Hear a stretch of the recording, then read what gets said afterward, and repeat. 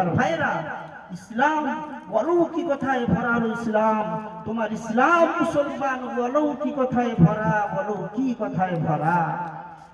ভাইরা আমার, ভরা খেজুর গাছের নিচে আরাম করতে বসেছে, প্রসব বেদনা আসলো। আল্লাহ রাব্বুল আলামিন বলেন, মরিয়ম তোমার কি প্রয়োজন বলো।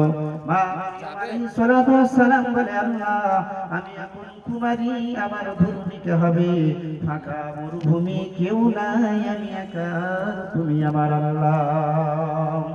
আল্লাহ রাব্বুল আলামিন বলেন, মরিয়ম রে, তুই আমার হুকুম মেনেছিস, তুই আমার বান্দি, আমার কারণে তোর বিপদ এসেছে, দেশবাসী তোর তাড়িয়ে দিয়েছে, তোর যত বিপদ সব বিপদ উদ্ধার করার জন্য আমার কুদরত কাজ করবে। জোরে বলেন সুবহানাল্লাহ। মরিয়ম রে, শুকনো খেজুর গাছের পাতা ধরে একটু ঝাঁকি দে, একটু চাপ দে, আমি আল্লাহ তোর বাচ্চা প্রসব করিয়ে দেব, তোর কোনো কষ্ট হবে না। মা মরিয়ম আলাইহিস সালাতু ওয়াস সালাম খেজুর গাছের পাতা ধরে চাপ দিয়েছে, মা মরিয়মের বাচ্চা প্রসব হয়ে গেল। মা মরিয়ম বুঝতে পারলো না, চাঁদের মতো টুকরা নবী ঈসা ভূমিষ্ঠ হয়ে গেছে।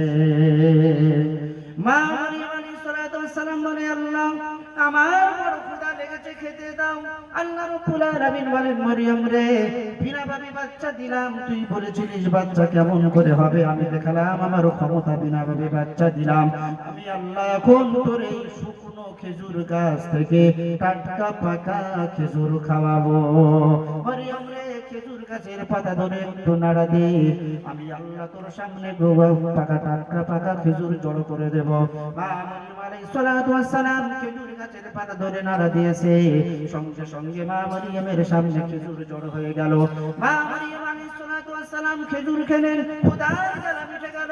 এবার বলে, আল্লাহ ক্ষুধা তো মিটে গেল, এবার পানি দাও। খাবার পরে পানির প্রয়োজন হয় না, হয় না। আল্লাহ বলে, মরিয়ম রে, বিনাভাবে বাচ্চা দিলাম, মোরা গাছ থেকে তোকে খেজুর খাওয়ালাম, এখন আমি আল্লাহ মরুভূমির বুক চিরে ধরে পানি খাওয়াবো। সামনে পানির ফোয়ারা উঠে গেল। মা মরিয়ম আলাইহিস সালাতু ওয়াস সালাম পানি খেলেন, গোসল করলেন, বাচ্চাকে গোসল দিলেন।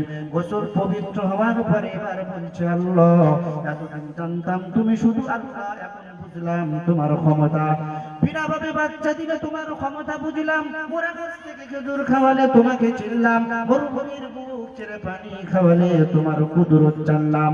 আল্লাহ এখন আমার কাজ কি বলে দাও। আল্লাহ রাব্বুল আলামিন বলেন, মরিয়ম যেখান থেকে বাচ্চা পেটে নিয়ে এখানে এসেছো, এই বাচ্চা কোলে নিয়ে আবার সেখানে ফিরে যাও। মা মরিয়ম আলাইহিস সালাতু ওয়াস সালাম বলে, আল্লাহ ওরা আমাকে মারবে, খুন করবে, কতজন কত কথা বলবে, আমি কতজনের কথার উত্তর দেব।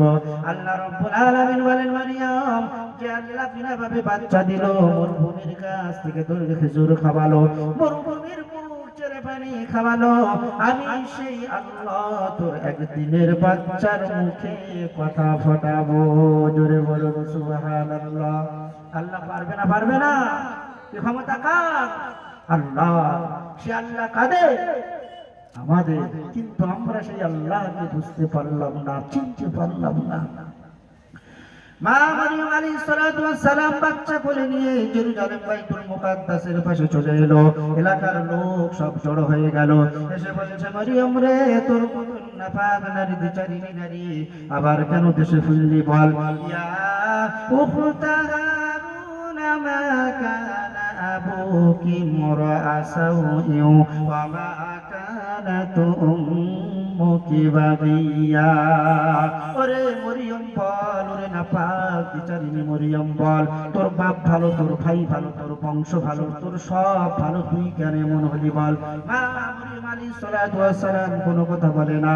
ফাআশারাত ইলাই, আল্লাহ যেমন ট্রেনিং দিয়ে পাঠিয়েছে, মা মরিয়ম তেমন বাচ্চার দিকে ইশারা করে বলছে, তোমাদের যত কথা সব কথার উত্তর আমার একদিনের শিশু নবী ঈসা দেবে। বলুন সুবহানাল্লাহ।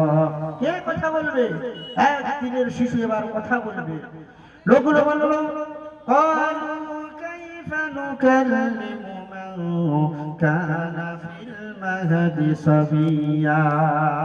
ওরে মরিয়ম বল, আমরা দেশের তোর কি ব্রেন খারাপ হয়ে গেছে বল, আমরা দেশের বুদ্ধিজীবীরা তোর একদিনের শিশুর সাথে কি কথা বলবো বল।